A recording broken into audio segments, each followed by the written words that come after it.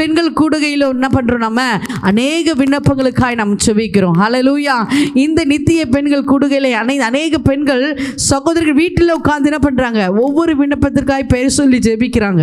அப்படி ஜெபித்து அநேக சகோதரர்கள் அவர்கள் வாழ்க்கையில் மாற்றத்தை பார்த்து எனக்கு ஃபோன் பண்ணி சொல்லுவாங்க, இந்த மாதிரி பாஸ்டர்மா எனக்கு ஜெபம் பண்ணேன், உங்களுடைய தீபில் வருகிற விண்ணப்பத்திற்காக நான் ஜெபம் பண்ணேன், என்னுடைய வாழ்க்கையில் தேவன் அற்புதம் செஞ்சுருக்கிறாரு, நான் நினச்சி பார்க்கல, இந்த கடன் எனக்கு இவ்வளோ இருந்தது. ஒரு சகோதரி கால் பண்ணி இப்படி தான் சொன்னாங்க, நான் என்னுடைய விண்ணப்பத்தை நான் வைக்கவே இல்லை, ஆனால் மற்ற குடும்பத்திற்காக நான் ஜெபிக்கும் போது நான் எதிர்பாராத சூழ்நிலையில் இவ்வளோ லட்சக்கணக்காக இருக்கிற என் கடனை கர்த்தர் அடைச்சிருக்கிறார். ஹல்லேலூயா.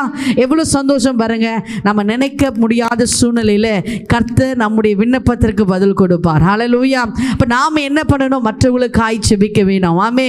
நம்ம சும்மா நம்முடைய பிரச்சனைகளை பார்த்து தோய்ந்து போகாதபடி நம்முடைய கவலை கண்ணீரோடு